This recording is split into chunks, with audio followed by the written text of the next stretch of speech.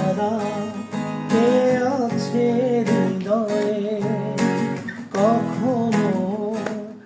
Hello guys, আমি কৌশিক আছি আপনাদের সাথে।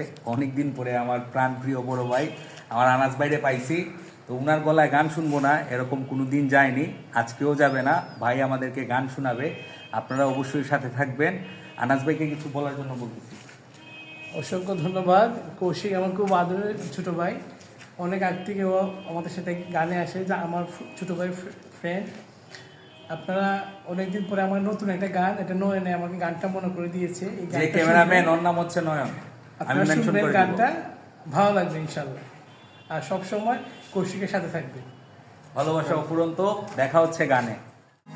তুমি ছাড়া কে আছে হৃদয়ে